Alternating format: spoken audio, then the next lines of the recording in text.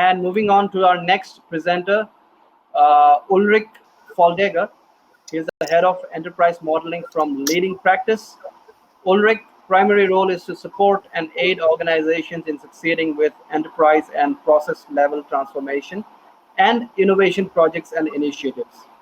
As a lead, enterprise architect and member of the core Leading Practice team, Ulrich advises both private and public sector organizations in how to integrate and enable best practices, industry practices, and leading practices enterprise standards. With this, I welcome Ulrich on board. Thank you very much, Amir. Thank you. So I will dive straight into my presentation, which is about the digital twins for organizations around E+. Let me just share my screen here, the entire screen. I hope you can all see it. Yes. Can you see the presentation here? Yes. Perfect. Okay, great. So digital twin for organizations in E+. And we have a small subline here, so we have a lot of reference content in our company Leading Practice, as you also just saw from Dr. Sumeya's presentation. So this content right here is based on the digital twin for organizations. IDE is 222 all. Okay, so, and in this case, I am the head of enterprise modeling. I also the project manager for the development of E+. It's called EnterprisePLUS. It's a cloud-based software system hosted entirely in the cloud. An enterprise-level software system actually based around documentation, document management, and also an extensive modeling tool package, if you will. So I will go into the details with this a little bit later on. I will just give a short introduction to what is the digital twin all about. Okay, so So the digital twin for organizations, or DTO as we like to call it in abbreviation, allows organizations to visualize how organizational areas and groups and functions and processes and services and also measurements such as KPIs, SPIs and SBOs can interact in order to drive value to the business organization, not only in the private sector, but also public sector. So this applies to hospitals, governments, private corporations, NGOs, etc., etc. So, and the DTO, the digital twin for organizations, then becomes an integral part of the hyper-automation process, providing real-time continuous intelligence about the organization and thus driving significant business opportunities. So there are also something called subsystems of a digital twin.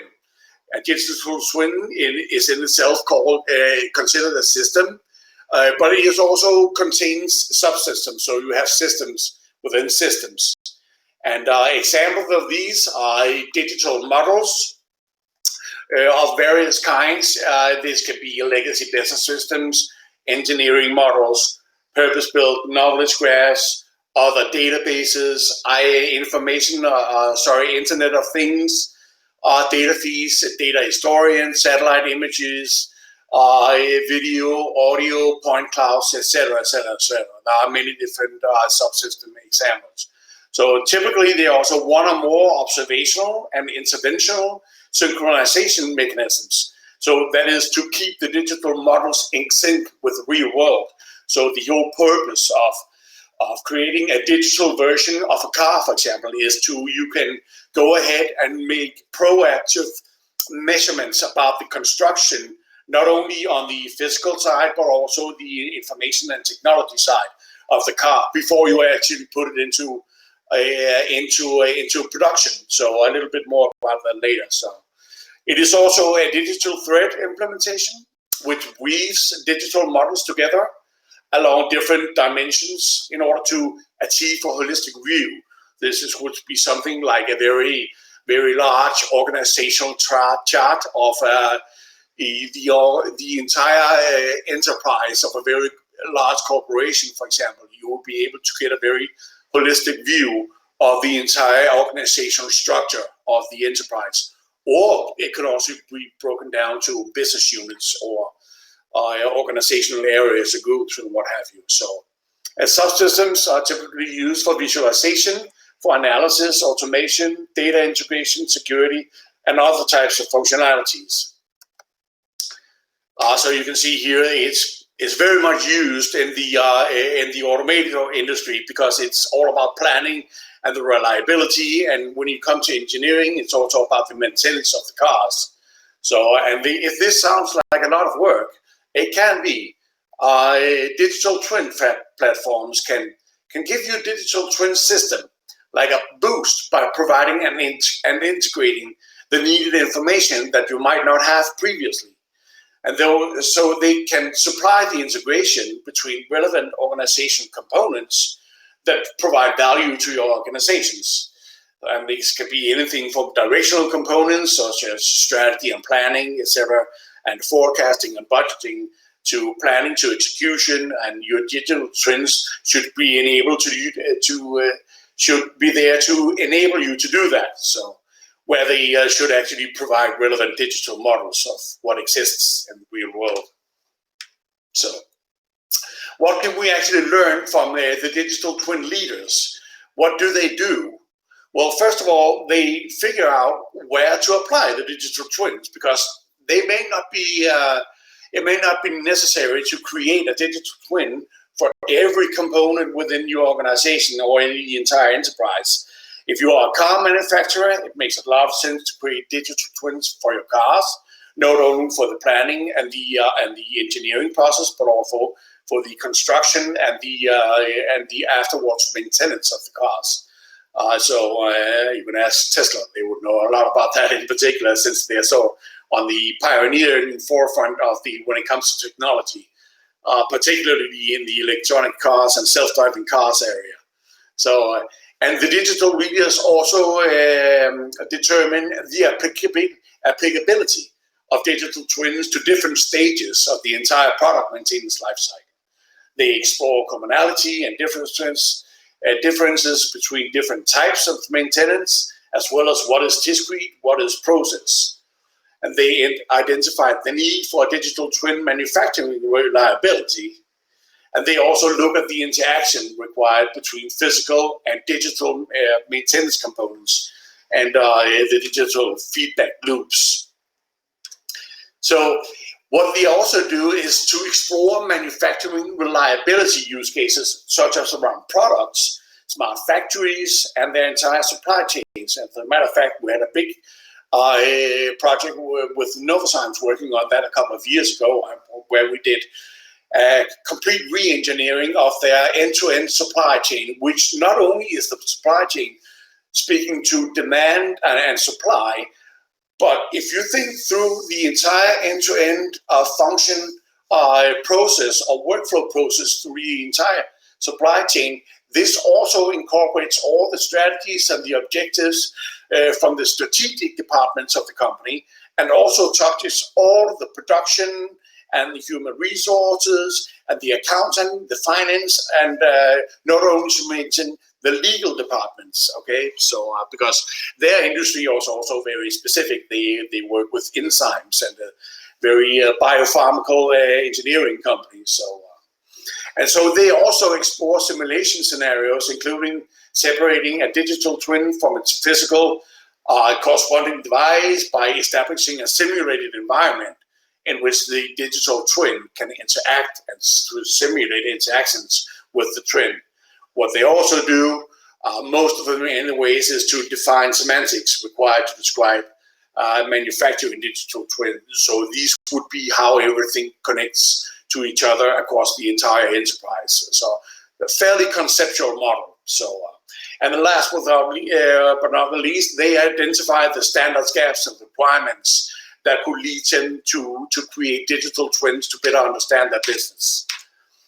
So the digital twin concept has been around for a very long time, but many of the requirements of the digital systems that manage real-world entities and processes actually originated in the constraints of the paper-based systems they replaced.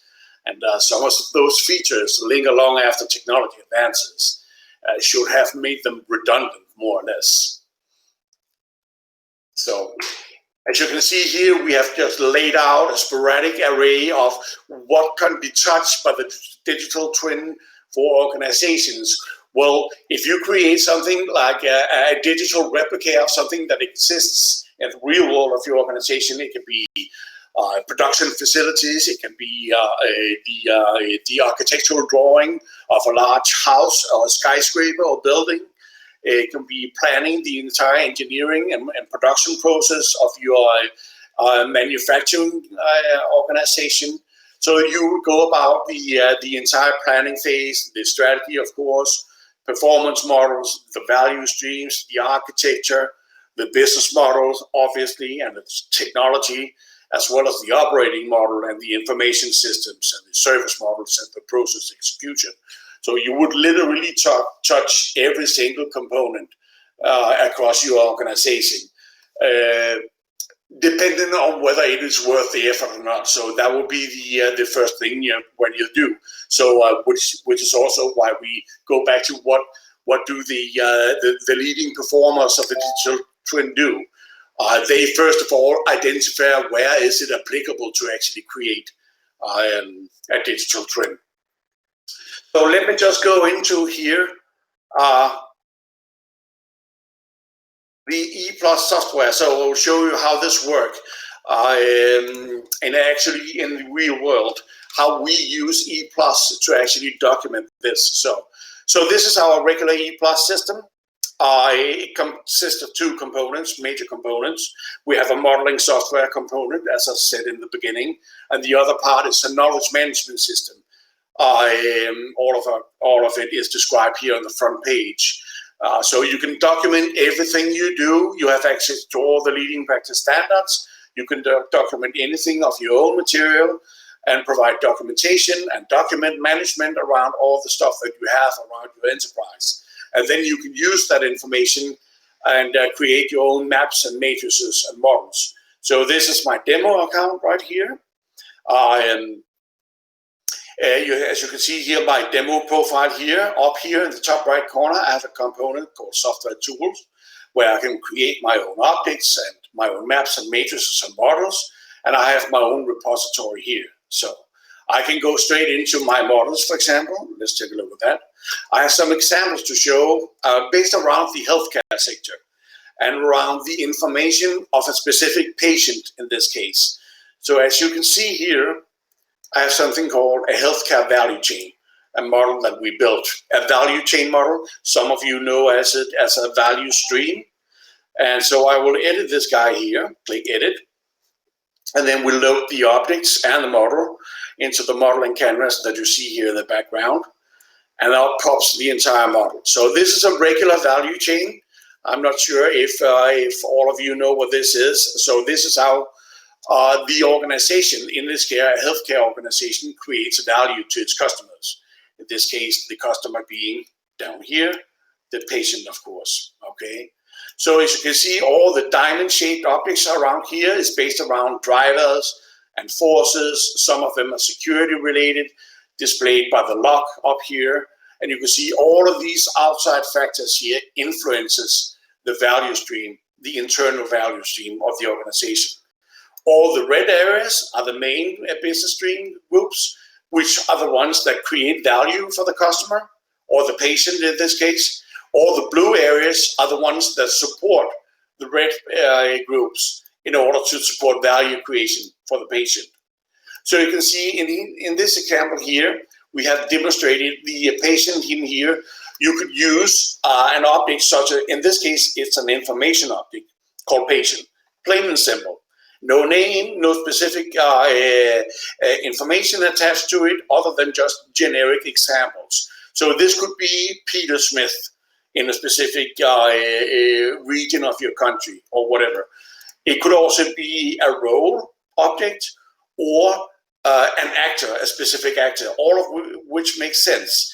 In this case, we use the information object because in the healthcare sector, for hospitals and stuff like that, they are very, very information-based or information-heavy because they have to specifically diagnose and maintain reliable information about their patient this is one of the most critical, important components of the entire healthcare sector. Keep in mind that if you put a wrong diagnosis on a patient, this could actually lead to a failure, to a fatal procedure later down the line when it comes to treatment. So obviously, if you have a patient, you want accurate and reliable information of all times for that patient. So if I click on the patient object here, right click on that guy here, I have the edit object function here where I can go in and set a long range of attribute information, plug in a lot of data for this this patient right here. I can also see where is this guy being used in other models. So these are the related models function. You can see he's already in here, the healthcare value chain. We have that up here that we're looking at right now. And then we have an information object decomposition. So you can see this patient information object being broken down into more detailed pieces. And then you have a medication business process here. You have a patient health facts data model and security business model and blockchain technology stack. So his information is part of different models in this demo scenario here. So let's just take the quick look at the edit information here. Click on that guy in the edit object. And you will see all kinds of information described about this particular patient. So you can do it here, example of added information. I will just put that in there right now, right? And this is just description, an overall description of the patient. And then you can set up there who is the owner of this object, who is the reviewer, the responsible. So this is based on hierarchy, but we added hierarchy as well because we wanted reviewers and owners as well added to it. Otherwise, it's accountable, consulted, informed, and supported. And so you can add different types of that value to it, such as tag, tiers, types, nature, etc. You have different, as the begin time for when is the patient being administered to the hospital, when is there a plan for him being released again, is there a specific cost related to it, etc. And for example, the address of where the hospital is located or where the patient is located. So then you can add maturity levels to his treatment, are there any specific requirements, etc., and security, and so on and so forth. So you can plug in a lot of additional data in here. So if I go in here and add this information here, add the information, right? I only have this object once. You cannot create a duplicate of this object. So I said, I want to add this information to the description. I'll click OK here. I will then save my model. And then we could go over and take one of the other models, like this guy here, click on the patient again, related models. We have down here a UML data model around the health facts of the patient. Click on that guy here, and then we jump over to the UML class data model, where the patient is also being used, okay? So you can see which hospital, encounter, diagnosis, lane special lab procedures, clinical events, etc. associated with the patient. You can click on this guy here. He's also being used in this model.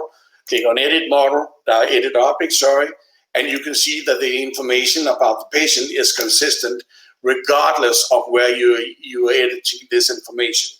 You can also go out from the model itself and just edit the object yourself without editing the object inside of a model.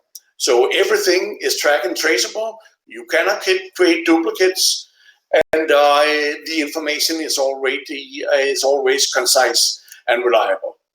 All right, thank you very much.